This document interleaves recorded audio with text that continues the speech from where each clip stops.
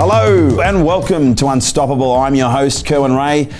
And today we are back in Santa Monica, beautiful LA. The sun is shining. And today we talk to Elissa Goodman. Oh my God. Elissa is a holistic nutritionist and lifestyle cleanse expert. Having actually had her own cancer diagnosis, she was actually diagnosed with Hodgkin's lymphoma at the age of 32. She actually explored a range of different holistic alternatives and combined them with traditional treatments and was able to beat the disease.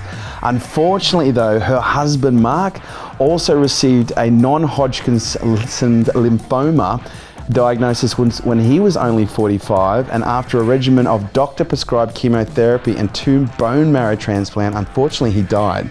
So Elissa's seen both sides of the equation. She's worked with clients who suffer a whole range of different issues: autoimmune, thyroid, weight gain, allergies, nutritional, cancer, and you name it. She's actually got an incredible book called Cancer Hacks. And in this conversation, we talk about intermittent fasting. We talk about fasting, we talk about stress regulation. We even talk about psychedelics, ladies and gentlemen. And also the importance of having a good supplemental routine to support your health and your nutrition. This was one of the most incredible podcasts that we've ever recorded on health. You're gonna wanna check it out. Listen up, Elissa Goodman.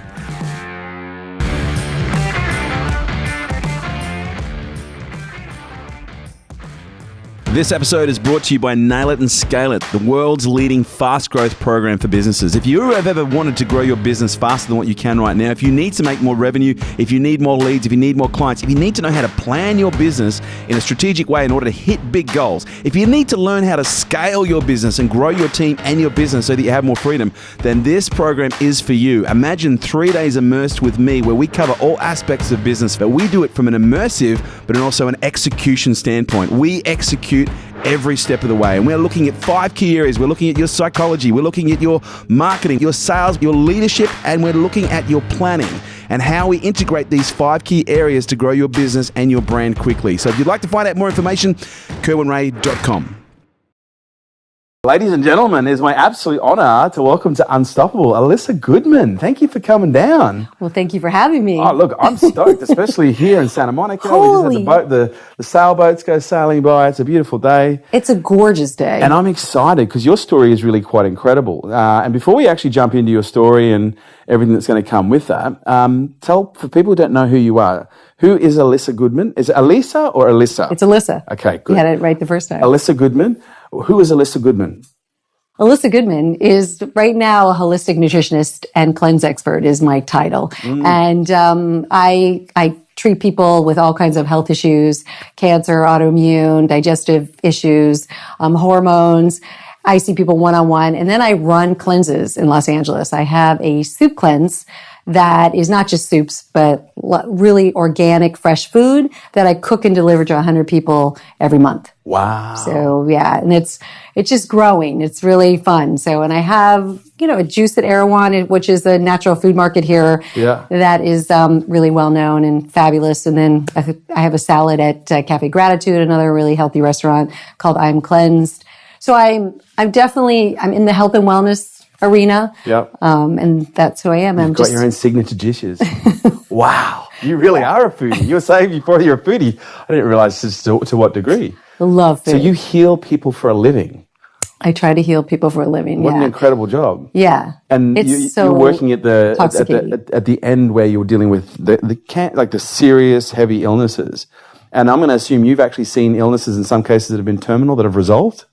Yes, absolutely. Yep. I mean, what I've seen is so miraculous. I mean, I know for me that I was diagnosed at an early age at 32 of Hodgkin's lymphoma, and that was terrifying because you always think, I'm 59 today, but 32 years ago. Amazing for 59, by the way. Thank you.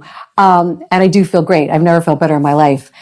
But at 32, when they say the word cancer, you totally think you're going to potentially die. And, even when it's staged at an early stage, you're still not sure what the, outcome is for you. So it's really scary. And I wasn't very well growing up. I was always sick a lot. I think I had a low immune system. So I was always catching everything that came along. I had chickenpox and mono and strep and, just all kinds of digestive issues. So I was chronically fatigued.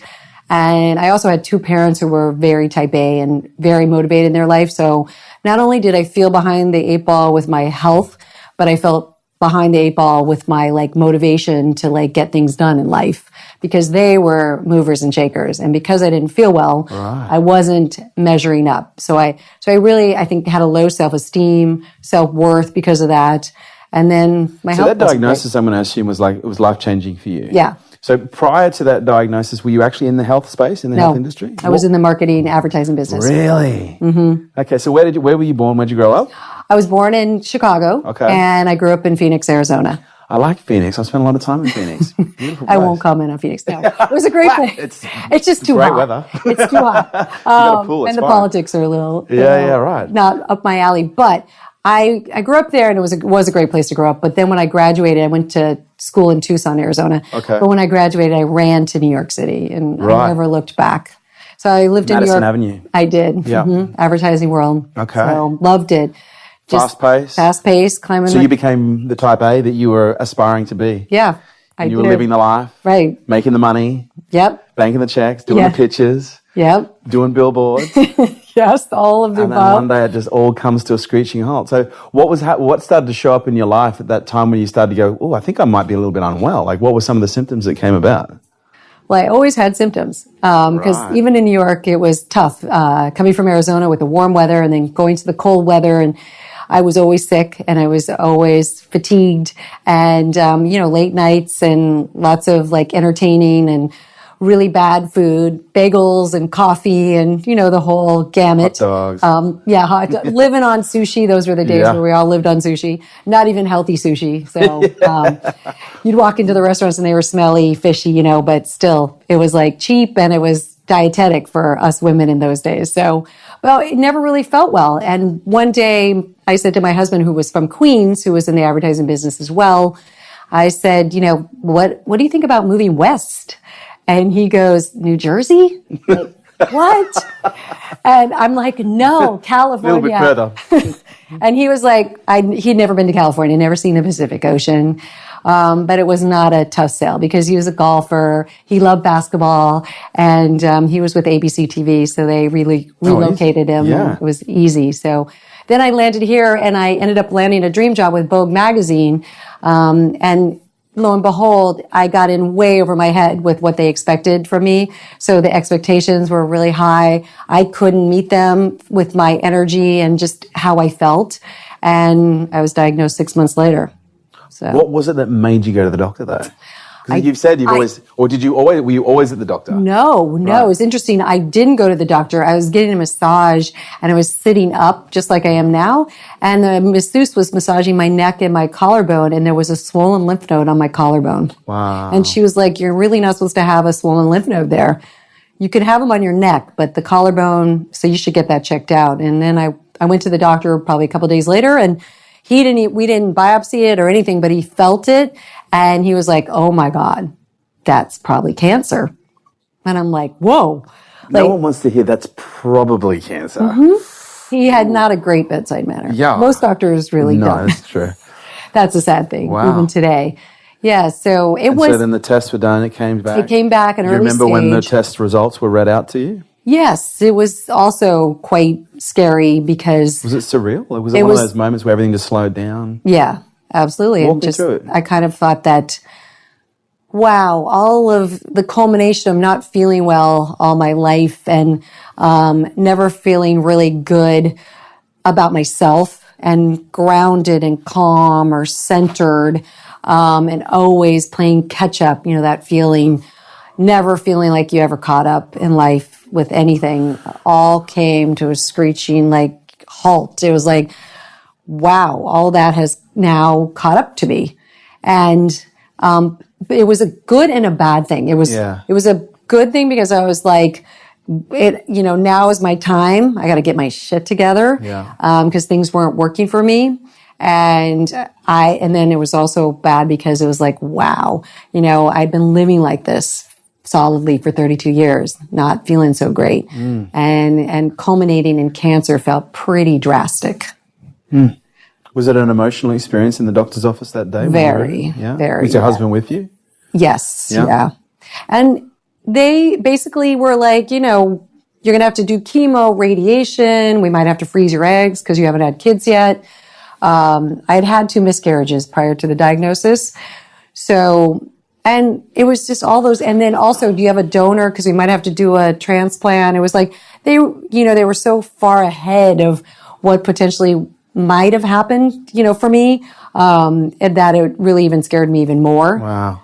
So what it came down to was I reluctantly went to a third opinion from a friend who said, you got to go see this guy at St. John's here in Santa Monica. And he was a radiologist, oncologist. And I had my slides and it was stage and all that. And I went to him. It was such a beautiful moment. And I sat down and he looked at the slides and everything. And he's like, tell me about your life. Are you stressed? Are you happy? Do you love what you do? And out of all the 3 doctors, he was the first one to ask those questions. And I burst into tears, like hysterical. I was like, I am miserable. I'm just, I'm not happy. I don't like what I do. I hate my job. I got in over my head. I moved my husband to LA, not the easiest place to meet people. All our friends were in New York. And it was just, and I just didn't feel good about me at all. And he's like, you know what? We need to get you into therapy and get your emotional well-being, Wow. Not chemotherapy. No. Yeah. So it was, he didn't say what I should do, chemo, radiation, but it was really beautiful because I realized then, that's when the light bulbs went off and I went, wow, I can heal this without maybe doing chemo and maybe not the full radiation course. And not so you didn't end up doing the chemo? I didn't do the chemo. Or the full radiation? No, he didn't do either. Okay. I just, on my own, I took it in my own hands. It was really scary. I can imagine. So what do? You got the diagnosis, you get the third opinion. He tells you need therapy, which is great. Right. It's like, okay, great. Which I went into therapy. As well. And so you go into therapy. Yeah.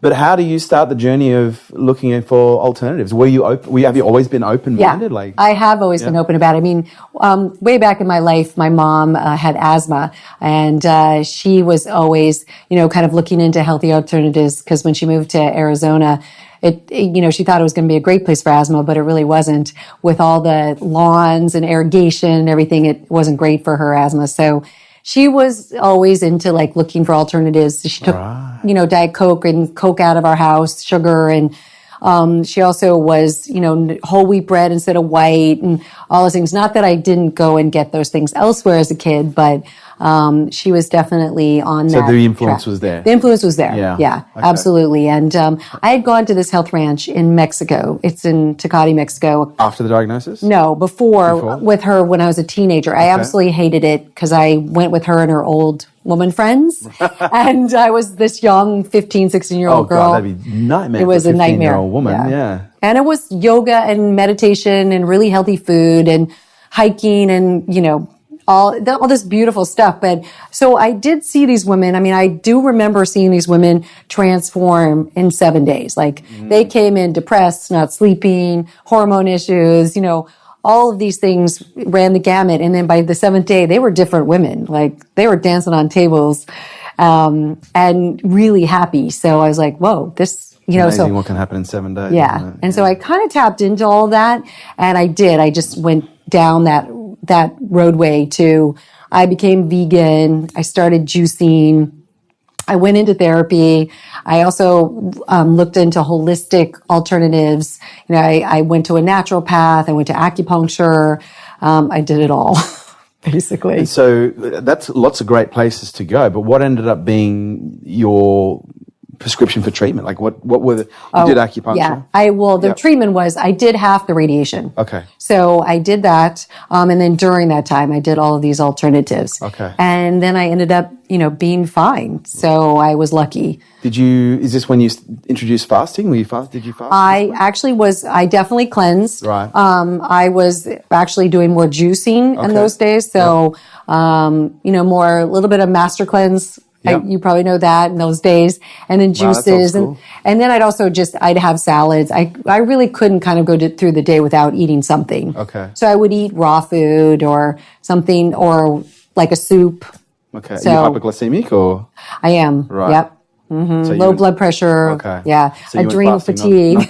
you and fasting, not best friends. Right. Yeah. Cleansing is a superior alternative for you. Yeah. I cleanse with real food. So how long did it take until you got the all clear? I would say it was probably about 6 months. Wow. I was all clear after the radiation. So, Okay. and then, I got checked for like 10 years, Right. basically every year. But the sad thing is with my story was that then after that, I ended up, having 2 children, but I got diagnosed with Hashimoto's, which is an autoimmune disease. And then I got hypothyroidism. They also radiated my thyroid. So it was sort of a given that I was going to get something thyroid related. And then 11 years later, after my diagnosis, my husband was diagnosed with non-Hodgkin's lymphoma. What are the odds? I know. Really, nowadays the odds are higher. Really? But I think those days, we didn't hear of a lot of those stories. That was 10 years after your diagnosis. Yeah. Did you guys feel relatively well equipped to be able to go, well, okay, we've kind of been here before. I did. We can deal with this beast. I did. Yeah. He was terrified. So he went into a different mindset. He was terrified. He listened to everything the doctor said.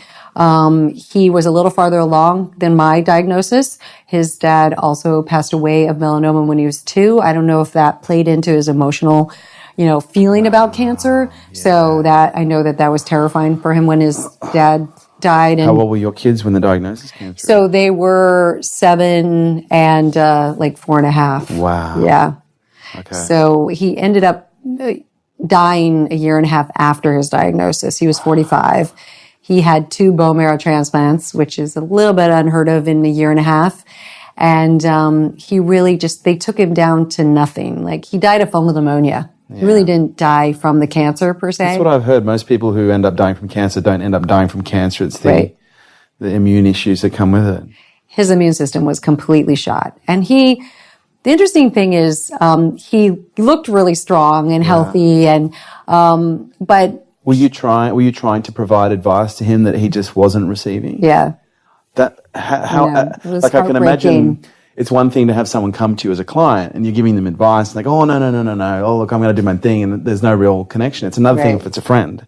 It's another thing if it's a family member. But when it's your partner, it's your husband who's been with you through the same thing. I know. But I'm curious to understand, like, does that make you look at your approach and go, okay, I need to, did it alter the way that you communicate to people in order to influence them? Absolutely. Wow. Yeah, because in those days, I was scared too. And then we had these 2 children. So I was very aggressive about my approach with him.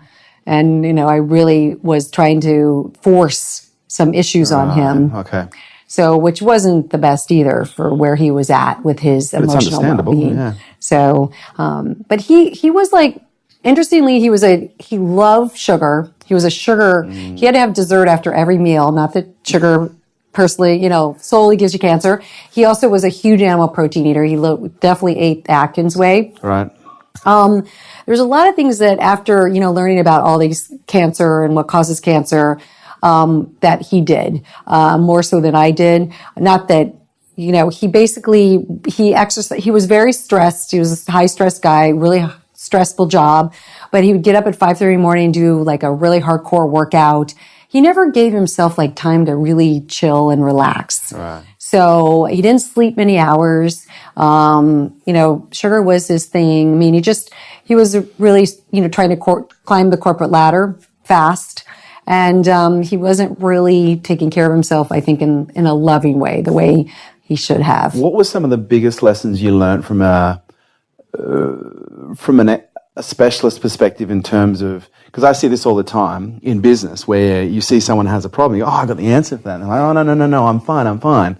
And, my methodology is I treat like what I do as if I have the cure for cancer. I mean no disrespect to anyone listening, especially yourself, because it requires a level of, it's almost like, to me, the more invested you are in the cure and the person that you're speaking to, the less likely you are to walk away without them actually taking it. And so I I create this metaphor for people where I say, okay, that you need to treat like what you have as the cure for something. And when you find someone who has that disease, you imagine it's your mum and you've got the cure for cancer. What lengths would you go to morally and ethically in order to get them across the line to, swallow that pill? So I'm curious from your perspective, like what lessons did you learn about the bedside approach or the therapeutic approach with your husband that you now apply in everyday life when it comes to, influencing people to be open to this kind of information? I think that what I really try to... I know there's going to be someone listening to this. I need to get my husband to listen to this. He's not going to, or my wife or my daughter. Or It's hard. It's hard when it's someone that is really personal. You have to take a step back. Right. And you have to have faith in them. I think I wasn't sure I had faith in him, which is sad because I should have. But you have to have faith in them, and energetically you have to, send them love and send them that feeling like, I totally believe in you. You're going to get through this and I believe in you. So I think there's a heartfelt connection that needs to happen, a feeling of like building them up and realizing that they are really important and, people that you want in your life, you want them to get better. And then basically you kind of have to step back after that, other than, you give them advice, but you have to step back and hope and pray that they take it. That's what I do with my clients. I mean, I do believe they can get better. I believe everybody can heal from anything. So I'm hoping that energy transfers to them. And that the love that I feel for them, or the compassion that I feel for them, that what they're going through. Because I know I've been in those dark, dark places as well. And I'm sure it gives you a lot of perspective as well when you're sitting down with someone, because you've been there on both sides of the equation. So you've now become, as a result of tragedy, one of the leading experts and holistic nutritionists.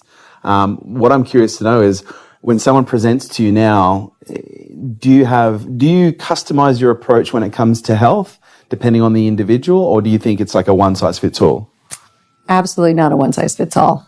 It's definitely personal, because everyone has gone through different forms of emotional well-being, trauma.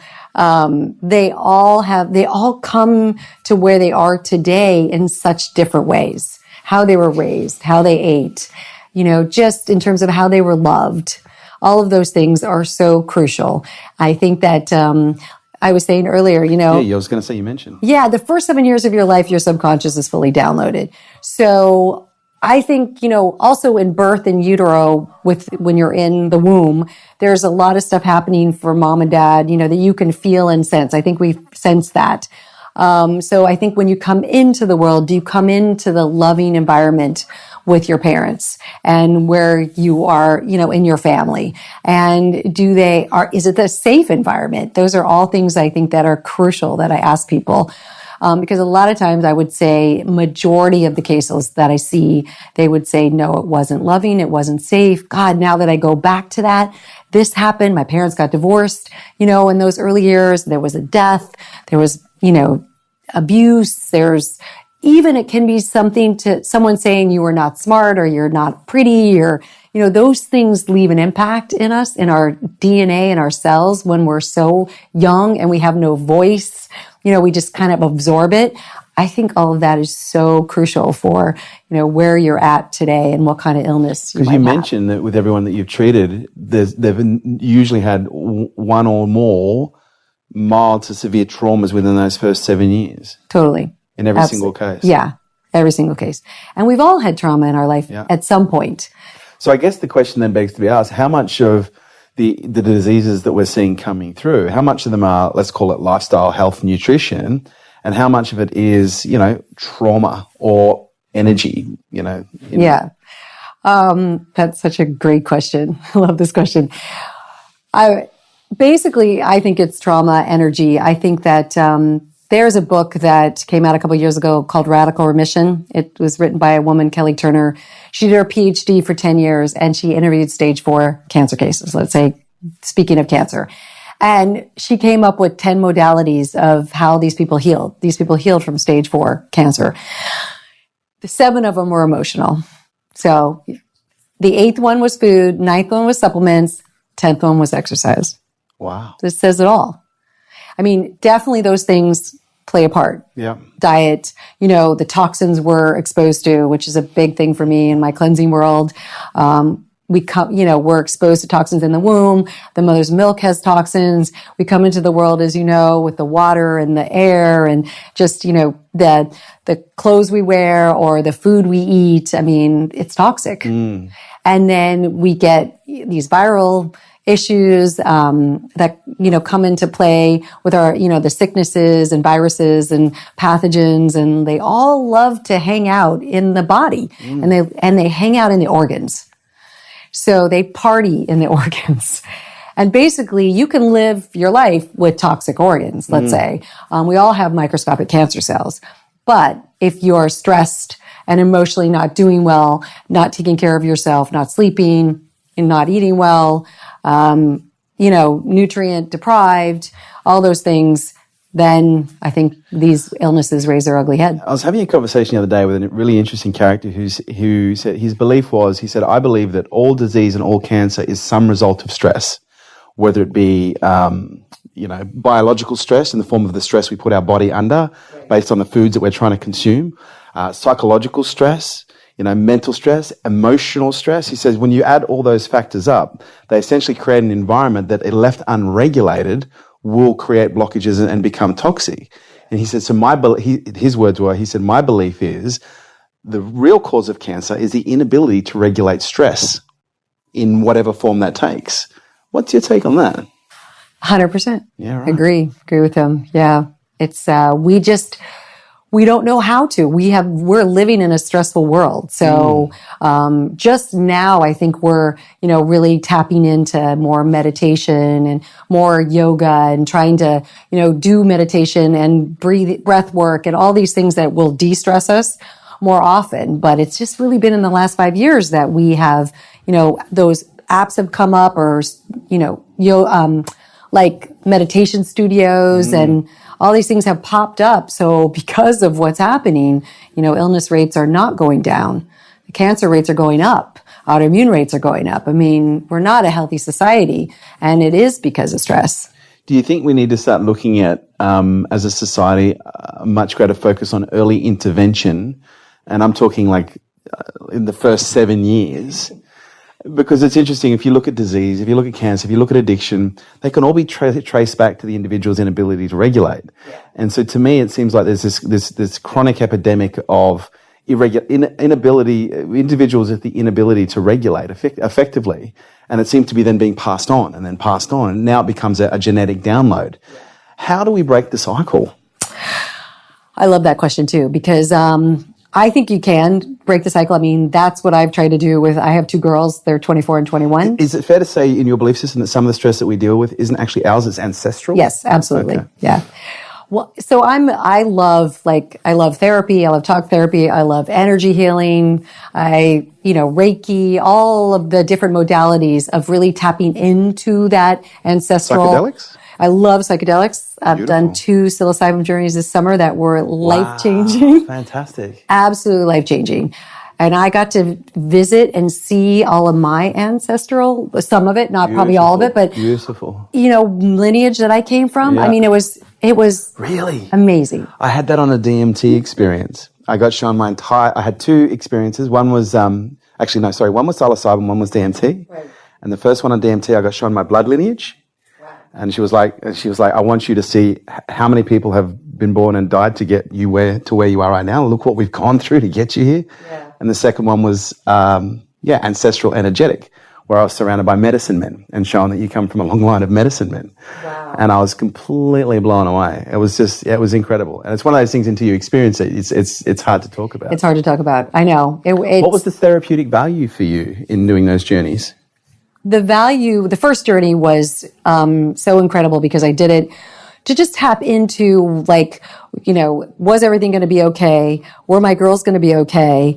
Just, I just wanted to get to that place in my life where, okay, everything's going to be fine, no matter what happens. Yeah. And that I was shown that on the first journey. It was like, everything's going to be okay. And that's when I completely got to relax and to just have more fun with what I'm doing and go with the flow and just be more present and realize, wow, I'm so grateful and lucky that I get to do what I do and that I am who I am. Because I don't think I ever experienced that as much. And I do think by doing those journeys and by all of the energy work I've done with healers and talk therapy, I've been able to pass that on to my girls and offer a whole different perspective for them. A supportive perspective for, what they're going through, being able to really talk about their traumas, because losing their dad at 10 and 7 was so traumatic. And then there was other traumas that went on as well in their life. So I have honed in on really trying to heal those traumas for them, helping them heal those traumas. I know we never fully heal. We're always going to take them with us, but we can get to a better place where, like I am today. I honestly think psychedelics can play a huge role in breaking the pattern. Yeah. And passing down the ancestral chain. 100%. I was it's amazing so how blown away. progressive it's becoming over here. Colorado, I think it's Colorado, Denver. Sacramento. California. Wow. It's now it's tip. Because it's interesting when you look at the research. The research has been there since the 1940s, 1950s, 1960s. Yeah. But one of the things I actually found interesting was the stage 4 cancer research that was done with psilocybin, where they were actually administering psilocybin to stage 4 cancer patients to remove the fear. Yeah, the stage 4 fear of death. Yeah, I thought that was so beautiful. Incredible. I know. Incredible. It's life-changing for depression, anxiety. I mean, stress, anxiety, depression, they go hand in hand. I mean, that's all kind of, funneling into the illness, the cancer, just digestive issues, all this stuff. I mean, and when you can really experience yourself in a different light and, feel protected and feel like you're, part of a bigger universe. Yeah. It's like, whoa. When you connect to something bigger than yourself and you realize that you are it. Yeah. And everything is you and you are everything. Yeah. You just realize it's all good. Yeah. And to get to that place is that peace. Yeah. I mean, and that's, I think, what is the secret, is the icing on the cake. Do you think that's the purpose of trauma? Because when you look at some spiritual teachers, they talk about the importance of pain. And they say pain, the greater the pain, the greater the awakening. And pain is a requirement, of the spiritual journey. Do you think, trying to create an environment where we have the absence of trauma is perhaps a little bit naive, where we need to be not trying to remove trauma, but learn how to deal with it more effectively? Yes. I think trauma is important. Yes. Absolutely. I think stress, trauma, all that stuff is important. It's all important. Yeah. You don't build muscle without getting resistance. No, you have to. I mean, I look back at my life and there was so much stress and so much trauma. But now I look back and go, wow, I am such a better person. I'm a stronger person. I know that I can really climb lots of mountains. And I'm not afraid. And that is probably the most incredible feeling ever, to be sitting here saying that. That's what I want for my girls, for people, that are around me to feel. I mean, because that's when you overcome cancer and overcome these health issues, because that everything's going to be okay. You can get over this mountain of health, whatever that mountain is, if it's a health issue. I just believe, when you believe in yourself. And another thing I ask my clients a lot is, do you love yourself? And I would say 99% say no. Wow.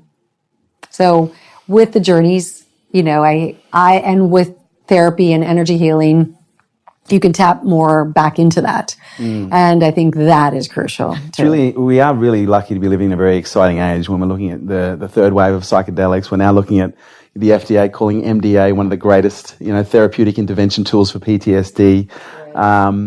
It is really quite exciting, but we have to be careful that we don't overpopularize it like Timothy Leary did in a way that was perhaps brought unwanted attention. And so I don't think psychedelics so much about them as a fad or as much as a movement. But there are a lot of fads around, especially in the health space. Fasting is one. Intermittent fasting is an evolution of that. What's your take on fasting? I mean, I really do love intermittent fasting for some people. Right. Like we were talking earlier, people with blood sugar issues, chronic fatigue. low blood pressure, certain things like that might not be the best for them. But intermittent, to give your body a break from digesting food is crucial, because we're just digesting all night long, all day long. I mean, I just feel like we're always eating, and our body needs a break to like reset, regenerate. And it's important. So for the people that have the low blood pressure or the hypoglycemia, are there tools and methods for them to have, get access to the same level of therapeutic benefit? Yes. Without having to go through? With my clients who have that. Because you look at caloric restriction as one method. Yeah. That seems to be quite potent as well. Right. With my clients that have that, the collagen powder, it could be a fad, but it's very popular right now. Yeah. The bovine peptines, hydrolyzed, right? So I'm a fan too. And so what I do with them is I have them in the morning put it in their coffee or their matcha. And so they get that protein, they get those amino acids, they get that satiation. Yep. And I have them do like some MCT oil, a little bit quasi bulletproof movement thing that Dave Asprey does. Is that one of your goals when you're working with a client, is to get them to become fat adapted as quickly as possible? Or move them into becoming fat adapted? Yeah. What is fat adapted for those who don't know? Well, fat is really crucial. Like fat for our body, if we can really metabolize it, our metabolism will burn faster, just our hormones will work better, brain will work better, Hormones come from fat, don't they? Cholesterol. Yeah, right. Yeah. So I just, some people aren't going to get there with the livers that aren't healthy. Yeah. Then it's a tricky. So I do work off of a lot of blood tests where, they get their liver enzymes checked. I mean, I'm a big fan of, like we were talking about cleansing the gut, cleansing the liver on an ongoing basis, with certain foods and some supplements too. So I think the liver is crucial and gut to be healthy. So it's not that healthy. None of us really have a healthy gut or liver. And a lot of that comes down to the foods that we eat, even if you're eating healthy foods. Right. Because if we're eating genetically modified food that has been genetically modified to kill bacteria on the plant, it's going to kill bacteria in your stomach as well. Isn't this right? Yeah. No, we don't really have enough beneficial bacteria in our gut. So that is a big issue. And that is so crucial for mood, for, immune system. Also to break down our food and actually get the nutrients that we need from the food. So what's an approach to health? Because, and this is what I'm learning, that health is so customized. It really is like a paint job. You've got to do it the way the individual needs it and wants it based on their own requirements. But are there some general rules that we can all follow? Or are there categories of general rules that we can follow in order to cleanse ourselves on a regular basis or have a schedule for cleansing?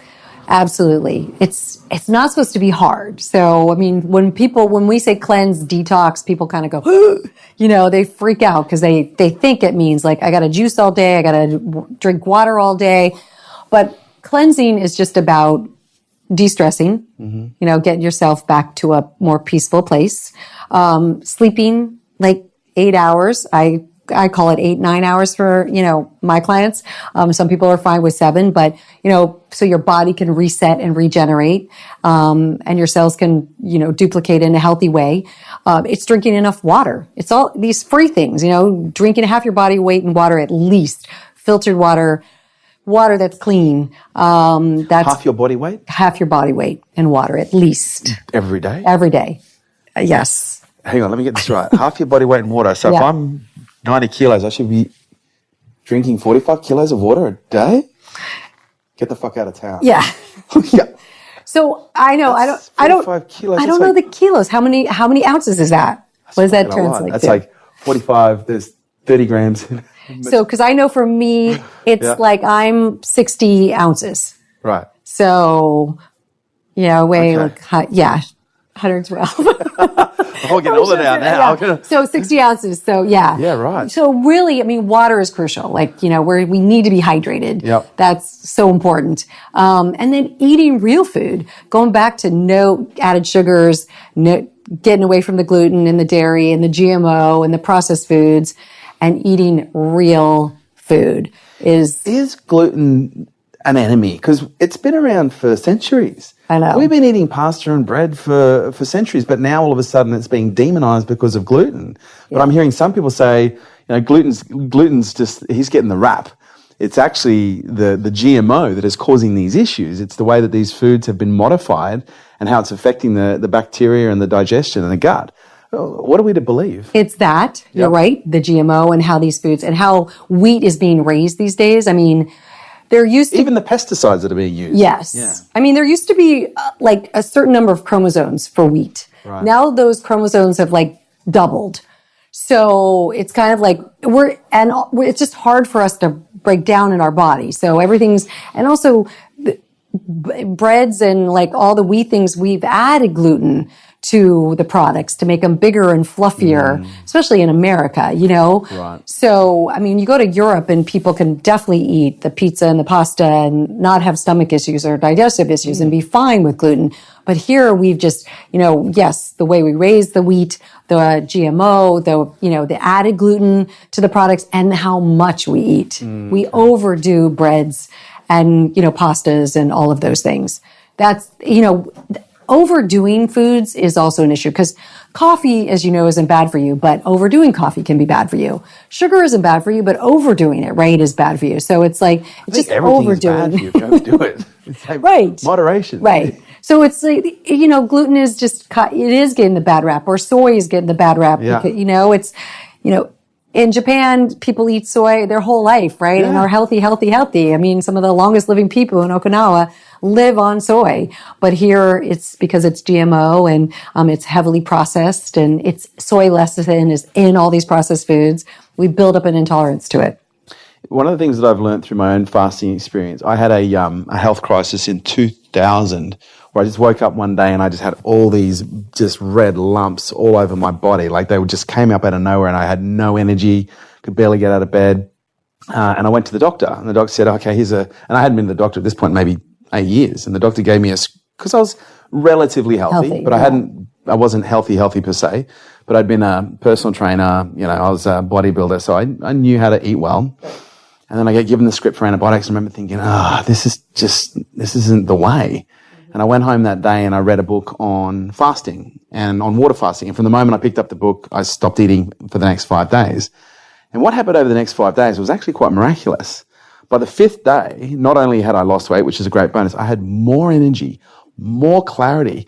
I felt like I hadn't felt in years. And I remember just thinking to myself, oh my God, this is a superpower. Like this is like, we could bottle this and sell this to people. And so then subsequently I went on for the next 10, 15 years. I've been fasting, like, as I said now, for almost 20 years. And I found myself for the first 15 years, I think it was up until 2015, 2016, I was fasting twice a year. Mm-hmm. So for how long? 7 to 10 days. Okay. Water fast. Okay. With 1 colonic a day. Okay. But what I discovered is my body weight and my health I'd do the fast and everything would come back to baseline. It'd be great. And then I almost looked like, I know I'm going to be fasting in 6 months, so I can have a little bit more sugar. I can do it. And I actually started to realize it was actually making my lifestyle worse in between. Interesting. And then off season, I would start putting the weight on and about, it's okay, I'm going to be fasting in a couple of weeks, she'll be fine. And then sure enough, I'd come back down to baseline. And I was like, so you were yo-yoing. I was yo-yoing, but in a very healthy way. Debatable. There's a little bit of my own there. I was thinking that. Yeah, not healthy. And then it was like, I think it was 4 years ago that I was like, okay, I need to stop making this an event-based solution and start making this part of a lifestyle. And that's when I started intermittent fasting, and that was a game changer for me. Mm-hmm. And I started off on the 14-12, and I now do the 18-6 and sometimes the 24-4. Mm-hmm. And I honestly believe if you look at fasting and meditation, they're the two best anti-aging, life-changing, life-prolonging, tools that you can give another human being. But I found when I started to integrate on a daily basis, my body was just cleansing daily. I wasn't cleansing twice a year. Right. I started to find myself going, wow. Because I know I know what my body feels like now when it's detoxing. I know what it smells like. Right. I know the signs. And so, wow, my body's actually doing this every day now. And I started to have that feeling that I'd have at the end of the fast that I'd normally have for about 2 or 3 weeks and then lose it. And I started having it every single day. more energy to know what to do with, sleeping less, eating less, getting stronger, putting on more muscle. Like, there were just so many benefits after benefit after benefit after benefit. So I'm curious to know, when it comes to intermittent fasting, it is a bit of a fad. It's not for everyone. Right. But how do people approach intermittent fasting in an intelligent way to identify the schedule or the routine or the protocol that's going to be best for them? I kind of go with just a really easy routine protocol for most of my clients. I would say I try to get them to go 16 hours without eating. So I think that's, well, most of them can go 12, but 16 is great, I think, for brain health. Oh, yeah. But my fasting is a little bit like a quasi, not true water fasting through that time period. Hours. Yeah. That's 16 hours. I let them potentially have a green juice. Okay. But that's a green juice with no fruit. So it's just greens. And then I also let them have a cup of coffee with the collagen. So they're not digesting anything, but they're having like a couple of liquids and something that satiates them, that holds them longer. Yeah. Sometimes those people then when they have lunch, I usually try to get them to do more plant-based lunch. Right. So it's easier to digest. And then, dinner also is something that I do really like, more plant-based living, and throwing in animal protein. You're still vegan? I am not a vegan. Okay. So throwing in animal protein like 4 times a week, but not every meal. So, I know that's a bit controversial these days too. No, save the plants. Exactly. So it's Plants have feelings too, people. Right, yeah. Plants are our lifeline. They are. So fruits and they vegetables. Communicate, they talk, they feel stressed. They know when they're about to be harvested. Yeah, exactly. They just can't scream. Right. Or they can, but we can't hear it. Right. Yeah. Yeah, so I kind of got every client to it's wild how wonderful they feel after 5 days of just doing that. And some don't do the juice, but they'll just do their coffee or matcha, because a lot of people do drink coffee. Yeah. And then they're satiated for hours. They're like, wow, I'm not hungry. I'm energized. My brain is mentally, on fire. And it's great. I love the idea of the teaspoon of collagen. That's great. Yeah. It wasn't until I watched a podcast from Joe Rogan's, because I was of the belief that you could actually have black coffee in the morning and that wouldn't bring you out of ketosis. Yeah. But then I learned there was different types of ketosis. Yeah. And I'm still learning, if I'm completely honest. Because I'd have a black coffee in the morning, or I'd have my supplements in the morning. But then I discovered, no, that's not anything that activates the liver. The enzymes in the livers will take you out of the fasting process. So when we look at fasting, break it down. Like, what are the different mechanics what are the different forms of ketosis? How do we know if we're in fast or not? Well, Or in ketosis or not, I should say. I am not like a humongous fan of ketosis. Okay. So I think that, I think that's a hard thing to maintain for people. That is a hard thing to keep. Isn't ketosis just a natural side effect of intermittent fasting? You are going to become fat adapted, and so as a result, you will have higher levels of ketone. I'm not talking about becoming ketogenic. Yeah, I'm just talking about as a natural process. It is a little bit of a natural process, but I think my cleansers don't really probably get there because of the coffee and the collagen and all of that. I am just striving for giving their digestive system a break. I'm more so in that mode of let's just give your digestive system a break, and see how you feel in terms of without having constantly digesting food. So that for me has seemed to work really well. I'm not a true ketosis girl and testing my, if I'm in ketosis. I just think that we just need to give ourselves a break Simplify. Simplify. Yeah. Yeah. I find that clients get their head starts to spin with all the, trying to tell them how to eat. Exactly what happened with me. And in the end, I was like, fuck it. What does it matter? If you want to have a black coffee, have a black coffee. It's fucking working. Yeah. It's still working. It's still working. Right. Yeah. They're losing weight. They're feeling good. Yeah. That's what I'm aiming for is because you're still getting the benefits of caloric restriction. Yeah, that's it. The calorie restriction is more of what I'm autophagy. Talk to us about that. Killing off the cells, the bad cells. Because that's obviously to me, that's one of the most incredible benefits of fasting is this biological process where we literally start cannibalizing ourselves. And I think that there's a fasting mimicking protocol right now out on the market called Prolong. Do you know about that? No, I do not. So Prolon.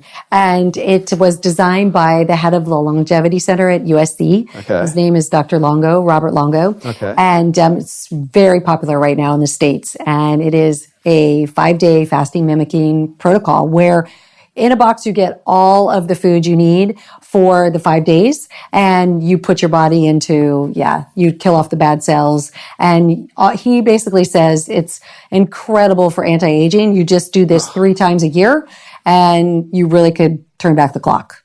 Also, it's like there's all this research coming out about people are doing it before they do chemo. So they're killing off, those bad cells. Again, I would come back and my response would be, why would you only do it 3 times a year?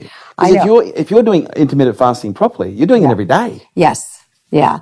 So you're right. I mean, like a lot of people have a hard time, I think, sticking to intermittent fasting every day. I mean, I love it. It's a religion for me. Yeah, it is a religion for me too. I'm coming up for 4 years now, like a religion. Yeah. I've converted thousands of people. Right. Yeah. Same here. I just, Drink my Kool-Aid. Yeah, I'm really, It's free. I love Another one. But a lot of clients, they just, like with their lifestyle and their commitments, it's a little hard for them to do.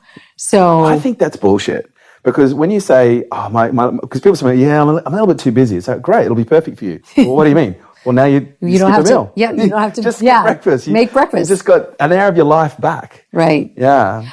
Yeah, it's interesting. I mean, I don't think it's quite caught on as it will. I think as, the more people people still think breakfast is like the most important meal. Oh my God. I don't. And it's taken a little time to get people to like get to the other side.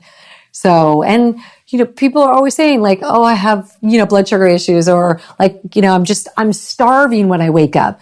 So, I'm like, well, let's try to like just go a couple days and not do it and then see how you feel. So just trying to get people to ease into it has been really beneficial, but I think it seemed hard to get people to do it ongoing. Yeah. For some reason, sadly. Well, I think people just lack commitment maybe. Got to find a reason big enough. Right. Food therapy. I never realized how therapeutic food was in my life. Like for me, when I look back prior to becoming consciously awake, I really was cruising through life from one substance of food to another, really just trying to create a state of feeling. And I still remember the very first fast that I did. I think it was like on day 3, I woke up and all of a sudden I got all this emotion. I started to cry, and all of a sudden I was like, what the fuck is wrong with you? And then I thought nothing of it. I dismissed it. And then the next fast, something similar happened. And then in the same fast, I was actually having and this was super interesting. Actually, I don't know if I'll go there now. No, I will. It was super interesting. I was having a colonic, and I was massaging my colon as my bowel was filling with water. And all of a sudden, this massive wave of pain came over me. And I remember feeling like, oh my God, I'm going to vomit. Like, oh my God, oh my God. And I just felt this deep uncomfort. And then all of a sudden, the vomit, the nausea was replaced with emotion. And I started to well up and I started to cry. And all of a sudden, I had a release. And wow, I won't explain. You should have seen what came out. But I want to know. Came out, I've got photos. As it came out of me, I had this clear recollection that I was beside a freeway.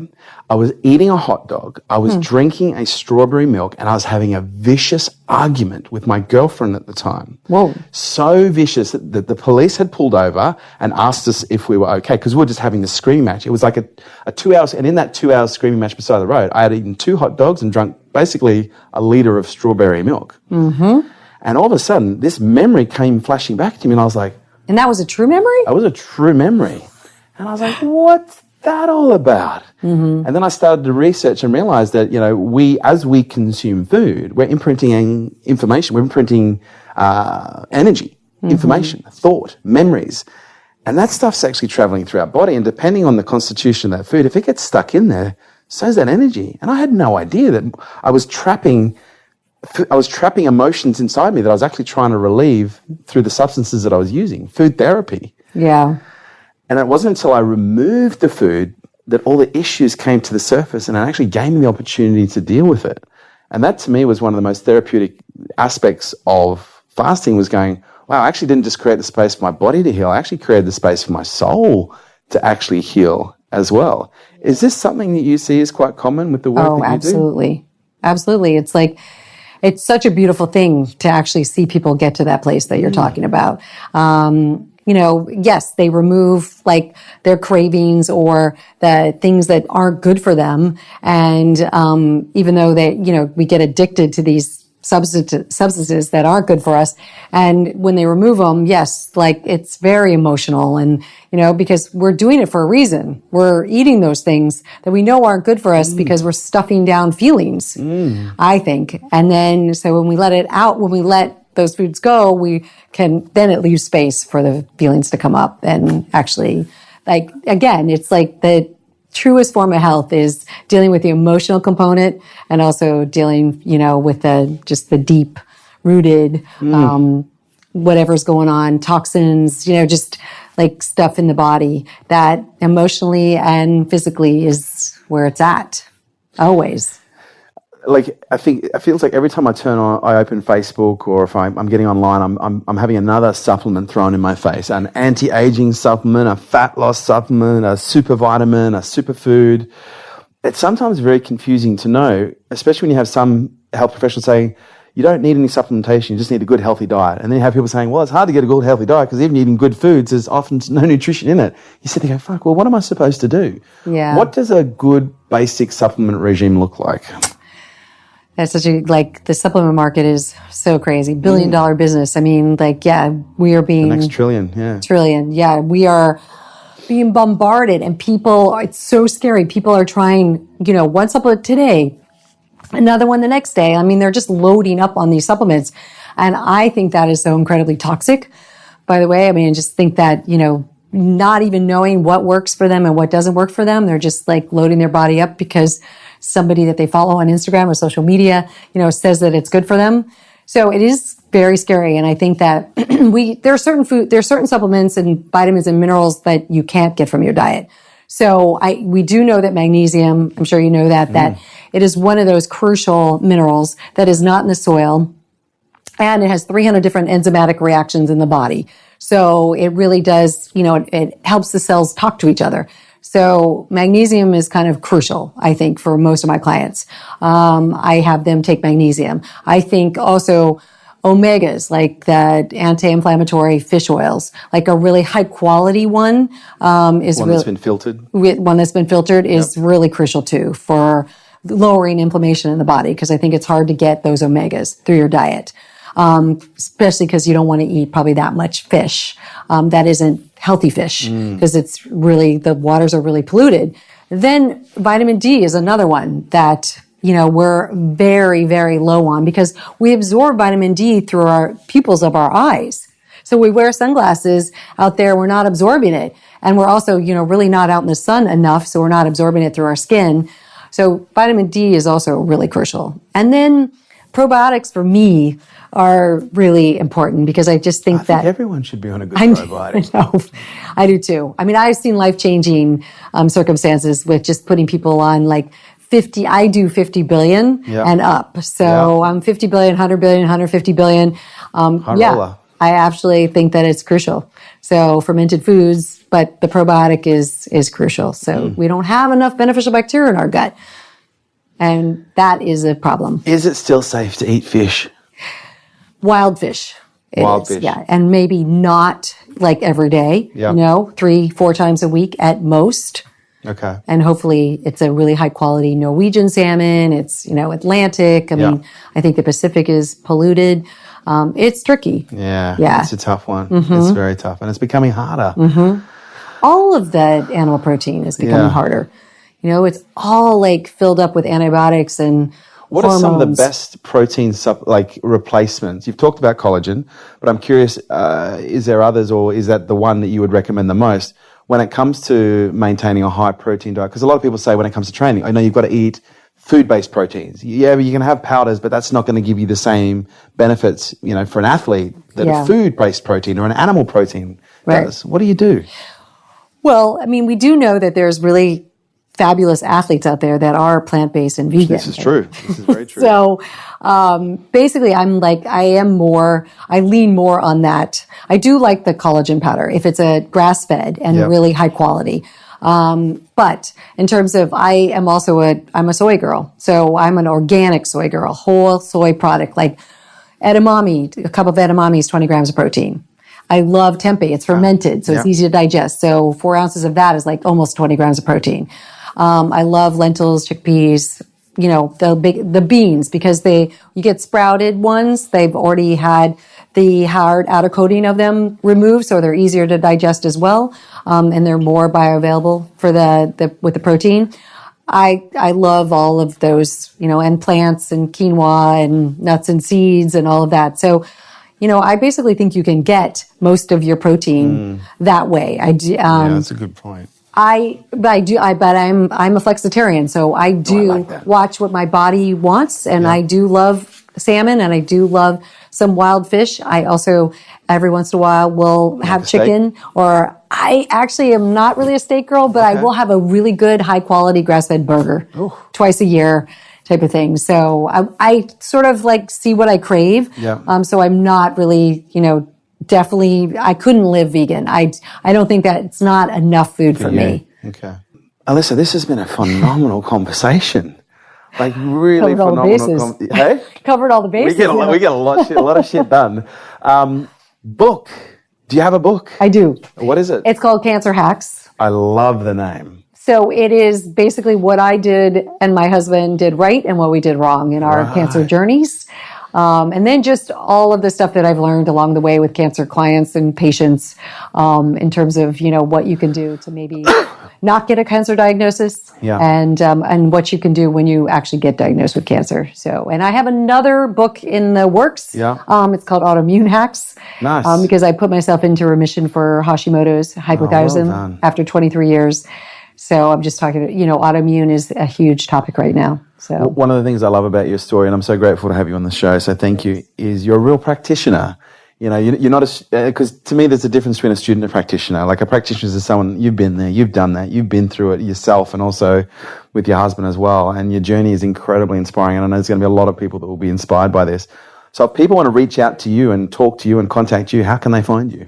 Well, I have a website and Instagram, Elissa Goodman, Elissa Goodman. Yep. And then, yes, they can email me info@elissagoodman.com. And I have... And you work with clients internationally? Yes, all over the world. Yeah. I do Zoom with them and work with clients.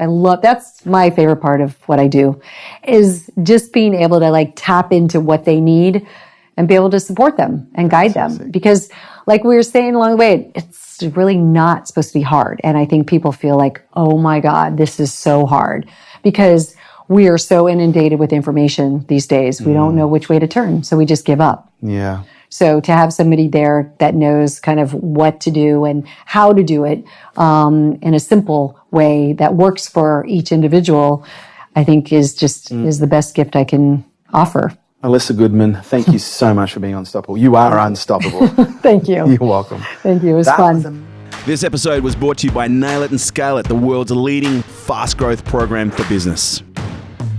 There you have it, guys. Thanks for tuning in to Unstoppable with me, your host, Kerwin Ray. And please do not forget to subscribe to our YouTube channel where you get to see all of these interviews in the flesh. Share this podcast with your friends and drop me a review on iTunes. I would love to hear what you guys think, and also let you know that your comments help make sure that we keep producing killer content just like this. And if you'd like to stay up to date with all of my movements, upcoming podcasts, events, and much more, please jump onto the website kerwinray.com and also check us out on all social media on the handle @KerwinRay.